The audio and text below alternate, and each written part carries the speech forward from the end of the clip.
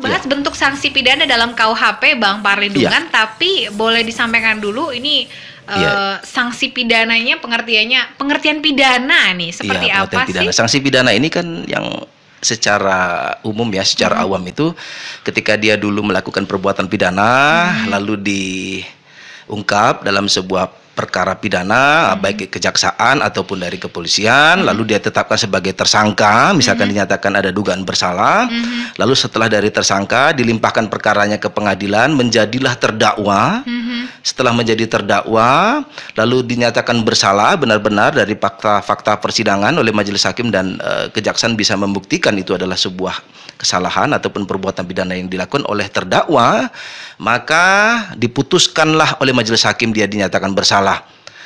Posisi terdakwa harus menjalani putusan pengadilan. Misalkan dia dipidana penjara atau pidana kurungan, dia harus melaksanakan sebagai bentuk eksekusi atas pertanggungjawaban perbuatan pidananya. Dan pada saat eksekusi itulah dia dinyatakan bersalah dan statusnya menjadi terpidana. Oke, jadi sanksi pidananya ada setelah putusan pengadilan. Iya benar Jenny. Betul. Jadi ya? Setelah putusan pengadilan, ada sanksi pidananya di sana. Jadi pada saat dia proses pengadilan ingin menerokasi apakah benar dia bersalah dengan cara pembuktian dengan saksi-saksi ya, dari fakta-fakta persidangan, itulah menentukan dia bersalah atau tidak. Negara kita menganut azas praduga tak bersalah. Jadi sebelum ada putusan pengadilan yang berkekuatan hukum tetap, dia dinyatakan belum pure bersalah. Setelah ada putusan pengadilan, dia dinyatakan bersalah dan dinyatakan berkekuatan hukum tetap, dia baru dapat dikatakan orang yang dapat dipersalahkan atas perbuatan pidananya. Bahkan ketika dapat dipermasalahkan, ada namanya banding juga ya Bang ya? Bisa banding. Bisa banding, jadi dia memiliki hak untuk banding. Jadi pada saat putusan pengadilan di tingkat pertama di pengadilan negeri, pengadilan negeri itu dia ditanya atas putusan pengadilan, putusan hakim tersebut, misalkan dia dipidana penjara 10 tahun misalnya, apakah Anda akan banding atau pikir-pikir atau terima? 3 kalimat itu ketika dia ditanyain nih berarti sama terdakwanya. Ya, dia juga diberikan hak untuk didampingi oleh kuasa hukum. Jadi dia boleh berkonsultasi kepada kuasa hukumnya. Ya kalau dia sudah terima, ya terimalah terhadap putusan pengadilan. Atau dia mau ragu-ragu, boleh dia pikir-pikir, dikasih kesempatan waktu tertentu untuk dia bisa menjawab, melakukan upaya hukum banding atau memang justru menerima. Biasanya berapa lama tuh Bang si pikir-pikirnya itu? Ya kalau pikir-pikir itu kan bisa sampai 14 hari. 14 hari dia diberikan waktu ya. Kalau nanti bisa tingkat banding bisa sampai 7 hari untuk menjadikan tingkat dia kasasi dan lainnya kan, sehingga nanti dia bisa memanfaatkan peluang waktu itu untuk melakukan upaya banding, ya, apakah banding atau nanti misalkan dari putusan banding dia juga tidak terima, dia bisa memanfaatkan upaya hukum kasasi, ya, putusannya nanti ada di tingkat Mahkamah Agung di Jakarta. Jadi, tapi ketika banding pun ada juga yang ini malah tambah berat hukumannya kan? Ya, risiko. Kenapa dia mengambil upaya itu? Jadi ketika dia lebih tinggi, ya dia harus terima hukuman yang di tingkat paling tinggi yang berkekuatan hukum tetap itu. Makanya kalau sudah dia berpikir-pikir lalu sudah terima nih ganjarannya nih dengan perbuatannya sudah sesuai gitu. Misalkan dia dalam hatinya berpikir dia ini adalah memang orang yang dinyatakan bersalah, ya sudah terima saja. Atau dia tidak terima, kenapa? Karena saya tidak pelaku. Karena saya bukan pure murni sendiri melakukan perbuatan pidana, mungkin dia bisa mengajukan upaya banding dengan menyebutkan orang-orang yang ada terlibat dalam permasalahan itu. Dia bukan merupakan otaknya misalnya gitu. Misalkan pembunuhan ya. Pembunuhan, dia bukan hanya sebagai pembunuh eksekusi. Misalkan dia hanya sebagai supir mengantar si pelaku pembunuh yang sebenarnya tapi dia tidak ada melarikan diri atau tidak ditemukan begitu kan. Sedangkan pihak terlibat yang lain tidak kena nih, ya, hanya dia sendiri. Sementara dia bukan pelaku utamanya, tapi dinyatakan orang yang paling bersalah dan diberikan ganjaran hukuman yang pidana paling lama gitu kan. Dia tidak terima bisa melakukan upaya banding ataupun nanti sampai ke kasasi gitu, sampai ke kasasi. Ya kalau sudah sampai kasasi itulah berkekuatan hukum tetap dia harus melaksanakan isi putusan pengadilan tersebut. Tapi resikonya bisa lebih berat mungkin hukumannya ya Bang? Bisa, dan bisa juga bisa lebih ringan. Jadi 50-50 nih, bisa lebih berat, bisa lebih ringan. Bisa lebih ringan, dan kalau tapi bebas nggak mungkin ya? Kalau pembuktiannya menarik sehingga dia memang murni bukan pelaku dan dia tidak tahu persis terhadap dugaan pidana, bisa saja bebas. Banyak kejadian seperti itu. Banyak sekali kejadian dan banyak juga yang lebih tinggi dari putusan yang sebelumnya dan banyak yang lebih rendah begitu, dan ada yang bebas. Ada teman saya sebagai pengacara, dia juga melakukan perbuatan pidana penggelapan uang ya, penggelapan uang gitu kan. Akhirnya di tingkat kasasi dia bebas. Tingkat kasasi dia bebas. Di tingkat pertama di pengadilan negeri dia dinyatakan bersalah, di tingkat banding dia dinyatakan bersalah, di kasasi dia dinyatakan bebas. Itu karena apa tuh? Bukti-bukti baru Bisa, yang muncul. Dalam meyakinkan majelis hakim ya, majelis hakim itu dia bisa membuktikan kalau dia bukan orang yang bersalah. Meyakinkan tentu dengan meyakinkan bukti, dengan cara ya, kalau dia bukan adalah orang yang melakukan perbuatan pidana, dengan memberikan keyakinan dalam bentuk memori kasasinya, dia bisa yakinkan itu, ya bisa saja dia bebas. Dia bukan melakukan perbuatan pidana. Kita kan tidak tahu nih tingkat pertama, tingkat kedua itu bisa saja dia dijebak gitu kan, sehingga dalam fakta-fakta persidangan dia di style ya, direkayasa menjadi orang bersalah kan bisa saja oleh pelaku gitu kan, dengan menghadirkan saksi-saksi yang sebenarnya tidak berkompetensi atau dia memang tidak tahu persis sehingga menyatakan si A ini adalah orang yang bersalah. Bisa saja sampai ke sana, dan banyak faktor-faktornya sehingga dia bisa dinyatakan bersalah. Nah itu dia. Kalau dalam pengaturan hukum pidana ya, yang di dalam sistem pemidanaan Kitab Undang-Undang Hukum Pidana, jenis pidananya itu ada sampai beberapa item yang mungkin yang pernah kita kenal itu adalah pidana penjara mati ya, pidana mati begitu ya. Kemudian ada pidana penjara, kemudian ada pidana kurungan, kemudian ada pidana lagi yang lain mungkin kita belum pernah dengar gitu ya. Pidana tutupan ya, kan ada pidana tutupan, jarang kita dengar itu kan. Kemudian ada pidana denda. Pidana denda. Kemudian yang jarang juga kita kenal itu adalah pidana pencabutan hak tertentu. Pidana pencabutan hak tertentu. Yang kita umum kenal itu adalah pidana penjara dan pidana kurungan. Ternyata itu berbeda.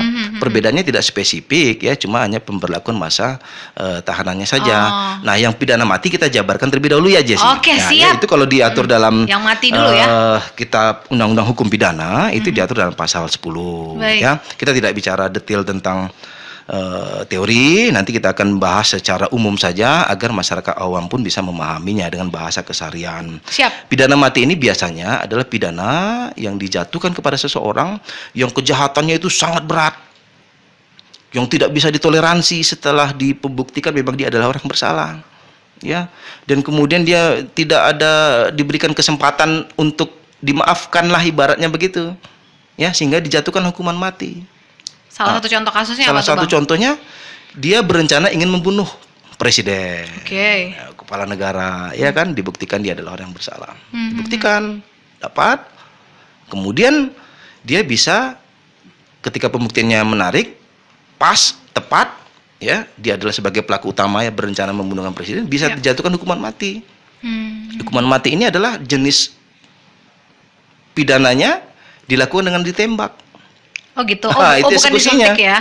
Bukan disuntik. Kalau di Indonesia ditembak ya? Ya, berdasarkan ketentuan yang diatur di dalam penetapan presiden ya, yang pernah dulu ditetapkan oleh presiden tahun 64, itu jenis pidana matinya itu secara eksekusinya adalah dengan ditembak mati. Bukan disentrum, bukan disuntik mati, bukan digantung, atau bukan di pakai jagal itu pembunuh membunuhnya memotong leher itu. Iya, apa sih namanya eksekutor itu? Ya, pancung. Iya, nama orangnya pancung. Itu apa gitu? Ya, jagal itu. Jagal dia kalau untuk membunuh sapi algojo. Algojo. Iya nggak sih ya kan? Iya betul. Tapi berarti dari 64 belum ada pembaharuan, Bang, tentang cara kita menghukum orang mati itu belum ada ya? Masih begitu. Dan ini sangat itu tidak melanggar hak asasi manusia juga. Sempat menjadi kontroversial Jessy. Jadi bagi orang yang kontroversi menganggap itu adalah hukuman yang sangat kejam, hukuman yang tidak manusiawi, bagi orang yang mengedepankan teori-teori atau mazhab-mazhab tentang teori pemidanaan mati, menganggap ini adalah sebuah hukuman yang tepat bagi pelaku perbuatan pidana yang sangat kejam, yang dugaannya melakukan perbuatan pidana itu dapat membahayakan kepala negara, ya begitu ya, mengancam kepala negara dalam melakukan aktivitas gitu ya kan, apakah mau membom, membunuh diri. Kalau di film-film kan kita pernah lihat ya, film-film barat gitu ya kan, ada kejahatan politik lah ya, ingin membunuh calon presiden kuat, atau dia presiden sedang menjabat presiden, lalu agar dia tidak menjadi saingan yang berat sehingga dicari pembunuh bayaran begitu kan. Itu sangat rentan terjadi, dan bisa saja mungkin akibat ketidaksetujuan kepemimpinan dia, jadi ada perencanaan pembunuhan ya, teroris ya. Maksud saya jenis orang yang akan dihukum mati ini apakah ada satu kasus yang spesifik, atau melihat dari apa ya? Ya, kalau di dalam ketentuannya, ya itu salah satu contoh. Ya, ketika salah satu contohnya adalah mengancam nyawa presiden, atau memang ada rencana pembunuhan presiden. Dan ada pasal-pasal lain ya, seperti pasal 111 ya. Itu tadi kan pasal 104 KUHP, dan ada pasal 111 KUHP ayat 2, 1, 2, 4. Kita baca dulu salah satu contohnya ya. Siap. Pasal 104 ya. Saya bawa kitab undang-undang hukum pidana, jadi ketika ada bicara pasal, saya akan bacakan pasalnya. Oke, baiklah.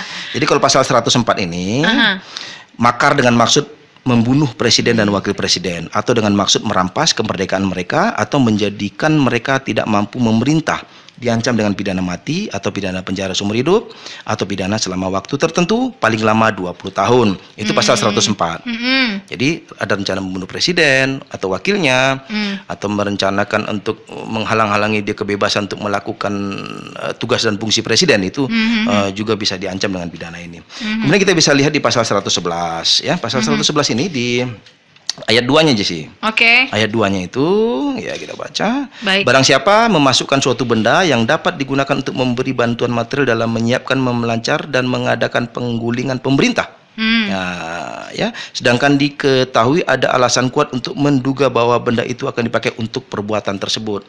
Misalkan masukkan racun, memasukkan bom, atau ada rencana kopi sianida. Ya, rencana itu gitu. Walaupun ini masih rencana. Iya, dapat dan dibuktikan ya, itu apalagi dapat mengancam nyawa dari negara, kepala negara atau wakilnya, ya bisa diancam dengan pidana seperti itu, hukuman mati. Kita coba lihat dari pasal 124. Oke. Pasal 124 ayat 3 ini ya, ayat 3, pidana mati atau pidana penjara seumur hidup atau selama waktu tertentu paling lama 20 tahun dijatuhkan jika membuat, ya, memberitahukan atau menyerahkan pada musuh, menghancurkan atau merusak sesuatu tempat atau pos yang diperkuat, atau diduduki suatu alat penghubung, gudang persediaan perang, atau kas perang, ataupun angkatan laut, angkatan darat, atau bagian daripadanya, merintangi, menghalang-halangi atau menggagalkan suatu usaha untuk menggenangi air atau bangunan tentara lainnya yang direncanakan akan diselenggarakan untuk menangkis atau menyerang. Nah, berarti ada upaya-upaya untuk masuk ke markas ya, markas tentara, tempat persimpanan persenjataan, amunisi dan lain-lainnya. Jika itu merupakan suatu, dia melakukan apa yang dimasukkan dalam pasal 124 ayat 3 ini, itu bisa dihukuman mati. Kenapa? Itu kan persediaan kita ketika ada penyusup masuk untuk merencanakan menggagalkan persediaan peralatan-peralatan perang kita, ketika ada memang perang pada saat itu, lalu kita kehilangan amunisi, kehilangan senjata dan lainnya, ini kan berbahaya terhadap situasi keamanan negara kita, dan kita dapat menjadi pihak yang mungkin ini, karena ini merupakan daerah-daerah rentan kan, sensitif, sehingga masuk dikategorikan sebagai perbuatan pidana yang dapat diancam hukuman mati. Oke. Nah, itu berarti beberapa contoh. Klasifikasi kasusnya sudah ada gitu ya, Bang. Sudah jelas. Maksudnya kalau orang mencuri, meskipun yang dicuri juga banyak, itu nggak akan mungkin dihukum mati gitu jadi, ya? Berarti tidak. Ya? Jadi udah ada pasal-pasal tertentu, pasal-pasal tertentu yang tidak merujuk semuanya dapat dihukuman mati, begitu Jesse. Misalnya pembunuhan berencana, misalnya pembunuhan berencana, memberatkan, dia membunuh 10 orang dengan kejam keji ya, dalam keadaan sadar, bukan orang gila ya, atau bukan orang gangguan jiwa begitu ya, bisa sampai ke sana itu. Tinggal lagi hakim inovasi agar di dalam permasalahan ini bisa diberikan sanksi yang setimpal terhadap si pelaku perbuatan pidana itu gitu. Kan hakim diberikan kebebasan tuh untuk menentukan dia. Ada undang-undang pokok kebebasan hakim itu, bisa saja dia orang yang bersalah, tapi bisa saja dia menyatakan dia tidak bersalah akibat dari kebebasan hakim dalam menentukan sebuah pilihan. Berarti hakim subjektif juga dong kalau gitu? Boleh subjektif. Dia diberikan kebebasan, dan komisi yudisial selaku pengawas tidak boleh mengadili, menyidangkan atau menjatuhkan hukuman kepada hakim terkait dengan putusan yang dia terbitkan. Bisa saja kan ada faktor-faktor tertentu. Misal seorang ibu mencuri pisang, seorang nenek tua mencuri pisang untuk dia makan, untuk memenuhi kebutuhan hidupnya karena dia lapar. Lalu ada orang melaporkan dia sudah mencuri pisangnya, hakim boleh membebaskan. Karena untuk dia memenuhi kebutuhan hidupnya dia lapar. Daripada dia mati. Meskipun secara undang-undang ada tindak pidana umum di iya, sana. walaupun dia termasuk perbuatan pidana kategori pidana umum, dia merupakan sebagai seorang pencuri. Hakim kan boleh menyatakan dia tidak bersalah, toleransi. Minta toleransi untuk alasan dia untuk sebagai memenuhi kebutuhannya kan gitu. Hanya sebuah pisang. Sebuah pisang dari satu sisir gitu kan, bukan satu tandan yang dicurinya. Kenapa Anda menganalogikannya pisang gitu, rambutan misalnya? Kan ada kejadian seperti itu, mencuri coklat gitu kan. Kan ada kemarin mencuri hanya untuk makan ya. Untuk makan. Kemudian Anda hanya mencuri beberapa batang kayu. Kan ada tuh di televisi kita lihat ya. Dan hal-hal yang biasa. Jangankan itu, seorang ibu dilaporkan perbuatan pidana oleh anak kandungnya. Diduga telah memalsukan surat tanah, warisan dan lain-lainnya. Jangankan orang lain, orang dari keluarganya pun ada. Dan ada beberapa minggu lalu calon klien saya justru berkonsultasi hukum kepada saya, yang menjadi pengkhianat di dalam keluarganya adalah orang tua kandungnya. Orang tua kandungnya sendiri menjadi khianat untuk mempenjarakan anak-anak kandungnya. Bayangkan. Jadi bagaimana dengan orang lain? Itu pidana mati, Jesse. Oke. Kita move on ke pidana mati. Kemudian kita masukkan kepada pidana penjara ya. Baik, pidana penjara. Pidana penjara itu secara pengertian awamnya gini, dia tidak diberikan kebebasan untuk bergerak ketika jatuh pidana penjaranya. Dia sudah dimasukin ke sel tahanan gitu. Ya, sel tahanan itu kan dia tidak diberikan kebebasan bergerak, untuk bersikap, dia tidak bisa keseharian seperti orang-orang yang bebas. Dia bergerak di sel tahanan boleh lah. Ya, hanya sebatas bergerak di sel tahanan.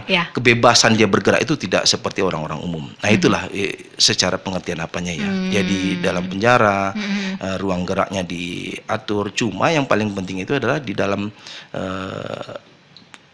eksekusi dia di penjara, ya, pengertian penjara ini, dia juga dapat berhak untuk mendapatkan pembinaan agar menjadi orang yang lebih baik ke depannya, kan gitu.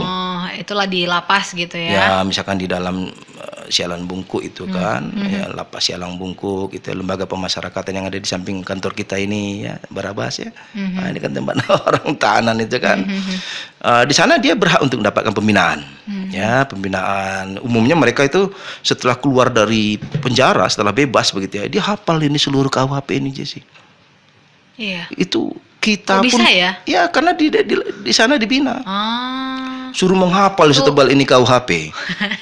Iya kan, kita saja yang sebagai pengacara, hakim, jaksa belum tentu hafal itu. Tapi kalau mereka hafal apa itu 365, apa itu pasal 1124. Itulah bentuk pembinaan mereka di dalam mereka, ya. Jadi fokus ya, sekaligus dia sebagai konsekuensi atas perbuatan pidananya, akhirnya dia diberikan ganjaran untuk tidak dibebaskan ruang geraknya. Nah, kemudian di dalam pembinaan tersebut dia berhak untuk mendapatkan ilmu-ilmu, ya, berhak dia dapat makan, berhak dia dapat untuk beribadah dan lain-lainnya, berhak untuk mendapatkan hidup yang lebih baik ke depannya dengan cara pembinaannya yang dibina oleh Kementerian Hukum dan HAM, itu di bawah Kementerian Hukum dan HAM. Masa pidananya habis tentu saja ya. Iya. Atau mungkin akan dipercepat ketika ada remisi tiba. Betul. Lalu dia nanti bagaimana dari hasil pembinaan itu dia menjadi orang yang lebih baik ke depannya, berguna terhadap nusa dan bangsa, keluarga, dan berguna terhadap dirinya sendiri. Dan yang paling penting adalah dia tidak akan pernah lagi melakukan perbuatan pidana. Ya, pidana penjara itu selain dari pidana hukuman mati tadi, yaitu bisa dikategorikan sebagai pidana penjara. Ya, nanti ada juga di bawah lagi itu ada pidana kurungan. Nah, pidana kurungan ini itu adalah terkait dengan pidana yang tidak lebih dari 1 tahun, dan ketika ada tambahan tidak lebih dari 1 tahun 4 bulan. Kenapa? Ya, apakah dia melakukan perbuatan-perbuatan pidana akibat dari kealpaannya. ya, perbuatan pidana akibat kealpaannya, sehingga pidana itu tidak dikategorikan pidana penjara. Sebenarnya perbedaannya tidak Masanya terlihat, ya lebih cepat terkait yang dengan kurungan masa, ya. terkait dengan masa saja. Oh. Kalau penjara mungkin agak relatif lebih lama, pidana kurungannya hanya 1 tahun dan dapat ditambah menjadi 1 tahun 4 bulan. Mungkin lebih dari itu. Akibat kealpaannya, contohnya kasusnya itu Jesse. Jenis kasusnya juga yang ringan-ringan kali Yang ya. ringan, kurungan. apakah dia ya kealpaannya Melanggar protokol kesehatan mungkin. bisa saja, ya bisa saja, Iya, benar. pidana Apakah dia kurungan. berkendara, ya kecelakaan, melukai orang ringan gitu kan. Nah, ya, lalu dalam sanksi pidananya ada kurungan begitu terhadap dirinya, sehingga dia bisa termasuk kategori pidana kurungan, bukan pidana penjara. Terkait dengan masa saja, betul yang Jesse sampaikan. Tadi sudah disampaikan ada sanksi pidana mati, kemudian juga kurungan, lalu juga ada penjara. Nah, dan ada juga pidana denda. Nah, denda ini apa? Begitu kan? Pidana benda yang diatur dalam sistem pemidanaan yang diatur dalam Kitab Undang-Undang Hukum Pidana. Itu biasanya kalau hakim memutuskan terkait dengan putusan sebuah perkara pidana, dia menyebutkan denda. Ya, menyebutkan denda, misalkan kurungan atau penjara gitu kan, denda sekian begitu. Nah, itu juga diatur dalam Kitab Undang-Undang Hukum Pidana aja sih. Nah, jadi kalau dia tidak mampu membayar, bisa digantikan dengan kurungan. Jadi misalkan, opsional ya. Opsional. Jadi misalkan dendanya itu kalau di dalam KUHP kan masih angka-angka rupiah yang sangat rendah. Kecil. Ada Rp0,5, ada 210 gitu ya, ada Rp300 atau Rp60 gitu ya. Nggak berarti lagi lah untuk berarti. sekarang gitu kan. Nah, jadi kalau hitungannya Rp0,5 itu jadi 1 hari Jesse. Rp0,5 nih ya. Misalkan Rp0,5 itu berapa itu? Jadi dihitungnya 1 hari pidana kurungan diganti ketika dia tidak mampu membayar. Ya. Dia umumnya. Tapi kalau Rp0,5 ya semua pasti mampu dong. Bisa. Denda itu. Cuma kan di dalam bentuk pidana-pidana lainnya juga ada yang mengatur denda begitu kan. Misalkan denda 150 juta misalkan tidak pidana korupsi ya. Atau denda di pidana kasus narkotika. Denda misalnya dia bisa menggantikannya dalam bentuk pidana penjara. Kurungan karena dia tidak mampu membayar yang relatif besar kan. Tapi kalau dalam KUHP ini setengah hari itu dihitung 1 hari. Hukuman mati juga bisa ini Jesse tadi tambahan ya, saya lupa. Hukuman mati bisa saja terkait dengan kasus narkotika. Ya, misalkan berton-ton dia membawa sabu begitu kan. Bisa saja hukuman mati. Ya, di pembaruan hukum pidana khusus ini kan itu bisa saja memuat pasal-pasal terkait perbuatannya, dia bisa menerima sanksi pidana berupa hukuman mati. Misalkan tidak tertuang dalam KUHP, di undang-undang lain memuat begitu ya. Di dalam undang-undang militer begitu juga. Bagi pelanggaran Kitab Undang-Undang Hukum Pidana Militer ada sanksi pidana matinya juga gitu. Ketika kan kita bahasnya mau tentang KUHP ya, di dalam sistem pemidanaan dalam KUHP. Jadi kita bahas tentang pemidanaan yang ada dalam KUHP. Itulah tapi denda. Yang si sanksi kurungan ini spesifiknya adakah juga seperti yang pidana mati tadi atau semuanya bisa? Si kurungan ini karena kan kayak simple banget kan, cuma dikurung. Iya, kurung aja. Jadi kalau pidana mati menjelang dia dieksekusi untuk mati ya tetap dikurung, di penjara dulu kan, di penjara sambil menjelang nanti ada putusan ketetapan dari pemerintah dia dieksekusi mati pada tanggal sekian bulan sekian gitu. Ya kalau pidana kurungan dengan penjara ya bentuk pemidanaannya sama saja, dikurung, dikurangkan bebas bergeraknya, kemerdekaannya tidak seperti masyarakat umumnya dan mendapatkan pembinaan. Cuma kalau orang yang dipidana penjara ya ini harus secara ketentuannya dipisahkan dengan orang yang dihukum pidana kurungan gitu dia sih. Juga untuk yang denda ya, kan denda kan ada tuh saya dengar yang dipidana denda terus juga ada kurungan gitu. Ya, kalau denda dia kalau bisa membayar ya silakan bayar. Ya kan, kalau tidak dia diganti dengan kurungan. Tapi kalau dua-duanya nggak ada ya, denda iya, kurungan juga iya gitu. Ya, dia laksanakan umumnya. Umumnya dia laksanakan, tapi kalau ketidakmampuan dia memiliki uang ya gitu, keterbatasan kena pidana. Ke ini kurungan. Ya, kan ada begini subsidiar gitu ya. Kita dengar subsidiar, misalkan 1 tahun pidana penjara subsidiar sekian ratus juta misalnya. Dan apabila dia tidak bisa membayar sekian ratus juta itu dipidana kurungan sekian bulan gitu dia sih. Nah, sebagai penggantinya ada untuk memenuhi apabila dia tidak bisa membayar sesuai dengan biaya dendaannya itu, pidana dendanya gitu ya. Itu dia. Kemudian ada pidana tutupan. Ditutup atau gimana nih? Nah itu ya, secara permaknaan kan begini itu Jesse. Pidana tutupan ini dulu terakhir ya saya baca buku-buku itu tahun 48 itu pernah ada. Dan setelah itu nggak pernah ada diimplementasikan saat ini. Jadi karena sudah ada diatur dalam KUHP ya begitu ya. Ya jenis pidana ini ada, jenis pidana ini ada, dan untuk pemberlakuannya sanksi ini tidak pernah ada. Saat ini setelah dari tahun 48. Pidana tutupan ini lebih kepada dia itu dibina di sebuah rumah gitu ya, rumah khusus ya. Cuma dia tidak boleh pergi kemana-kemana. Dia fasilitas ada, boleh merokok, begitu boleh dia berkomunikasi. Kayak Rudenim gitu. Ya, rumah disiapkan oleh pemerintah, fasilitasnya disediakan oleh pemerintah. Dia sifatnya hanya pembinaan, tidak mengekang secara ekstrim di penjara atau pidana kurungan, Jesse.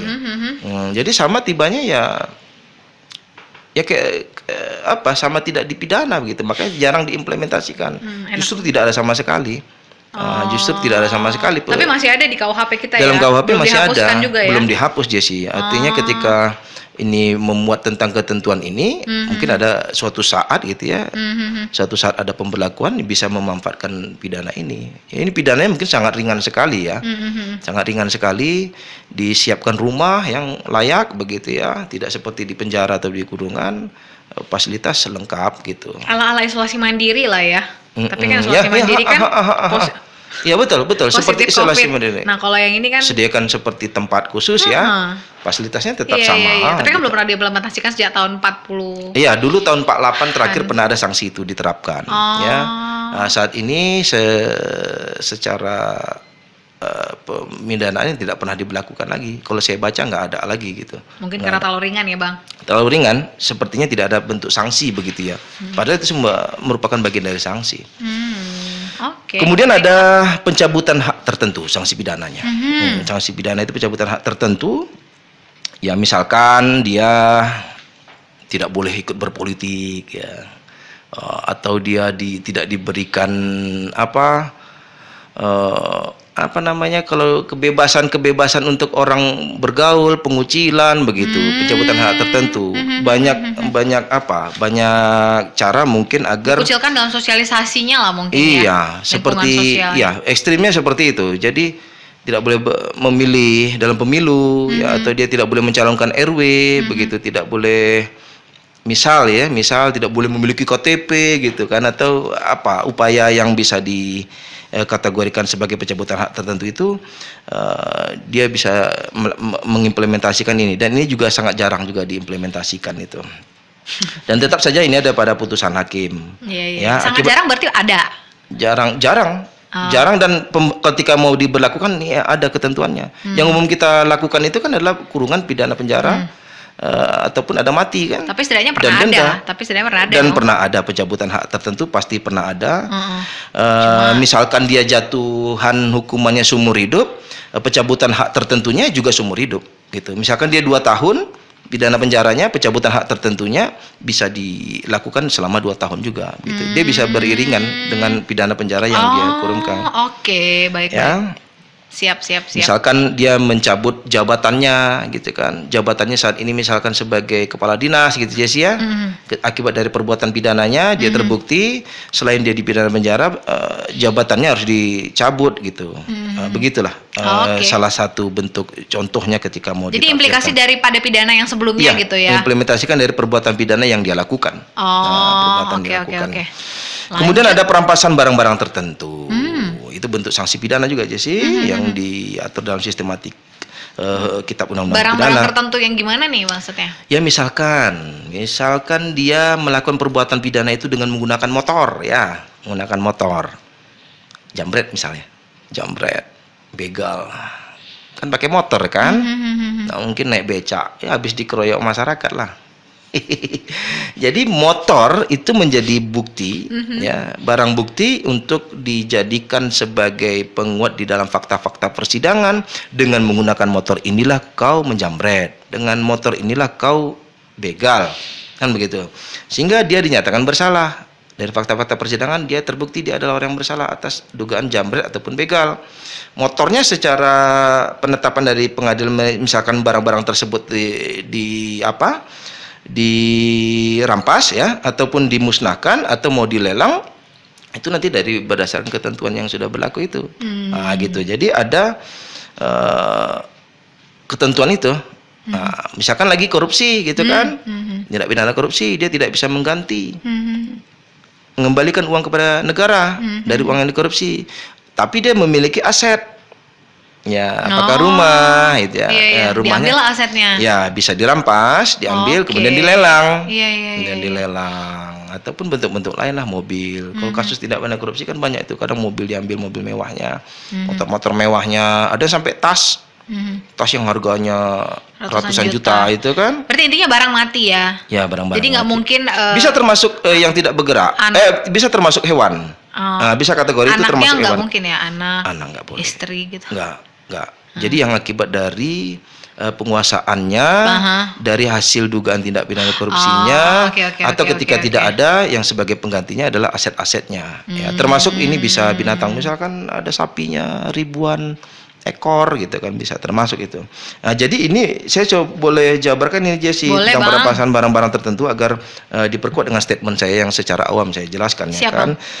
Pidana tertentu ini dijatuhkan oleh hakim untuk suatu barang miliknya yang dijadikan barang milik jadi milik pemerintah untuk dirusak atau dimusnahkan atau dijual untuk negara. Nah, di dalam pasal 39 KUHP, barang siapa yang dirampas itu dibedakan atas dua macam, ya. Pertama adalah barang, termasuk pula binatang, nah itu ya, diperoleh dengan kejahatan. Misalnya uang palsu yang diperoleh dengan melakukan kejahatan memasukkan uang yang dapat dengan kejahatan suap dan lain-lain. Barang ini disebut dengan corpora delicti dan senantiasa dapat dirampas asal kepunyaan terhukum dan asal dari kejahatannya yang dilakukan. Dan kedua adalah barang-barang termasuk binatang dengan sengaja dipakai untuk melakukan kejahatan, ya. Ya, misalnya sebuah golok atau senjata api, ya. Dia memiliki senjata kan untuk membunuh, ya, atau tidak untuk membunuh sekalipun, untuk mengancam saja kan. Jadi pistolnya itu bisa dijadikan barang bukti, kemudian ketika sudah dinyatakan bersalah, pistolnya bisa dilelang kah atau dimusnahkan. Kalau pistol umumnya ya dimusnahkan lah, tidak dijual lagi, karena kecuali dijual kepada orang yang berhak untuk menerima gitu kan. Ada kriteria lagi bagi orang-orang yang berhak untuk memiliki senjata, yang boleh memiliki senjata begitu, ada kriteria khusus, itu dia aja sih. Dan itulah salah beberapa item yang terkait dengan sistem pemidanaannya. Ada sampai 7 ya, sampai 7 kita lihat di sini ada sanksi pidananya itu ketika hukuman mati, begini kriteria pasal-pasalnya, kemudian ada pidana penjara, kemudian ada pidana kurungan, kemudian ada pidana denda, kemudian ada pencabutan hak tertentu, dan ada pidana perampasan barang-barang tertentu. Ya, pencabutan hak tertentu tadi sudah dijelaskan, ya, bagaimana kriterianya, dan perampasan barang-barang tertentu juga sudah dijelaskan. Baik, ini satu pertanyaan dari Bang Hendra, sumber hukum pidana yang dipakai apakah hanya KUHP atau ada sumber hukum lainnya? Ya, kalau selain dari KUHP, misalkan Undang-Undang Narkotika, gitu ya, memuat tentang sanksi pidananya hukuman mati, atau ada jumlah minimal dengan maksimalnya di sana, sumber hukum yang diatur dalam Undang-Undang Narkotika itu sudah memuat ketentuannya secara tersendiri, tetapi secara pemberlakuannya mengacu kepada kitab Undang-Undang Pidana, ya. Dia tidak boleh improvisasi nih, misalkan Undang-Undang Narkotika, improvisasi sanksi hukuman pidananya itu memuat tentang hukuman cambuk. Tidak boleh keluar dari kitab Undang-Undang Pidana, bentuk sanksi-sanksi pidananya, ya. Atau di dalam Undang-Undang Bea Cukai misalnya, Undang-Undang Bea Cukai bagi sanksi pelanggaran Undang-Undang Bea Cukai, di sanksi pidana pancung gitu kan. Pancung atau hukuman pidananya selain dari yang 7 kita sebutkan. Nah, jadi sumber hukumnya ada dari undang-undang lain, cuma dalam bentuk pemberlakuan sanksi pidananya seperti yang 7 kita jelaskan tadi, Jessy.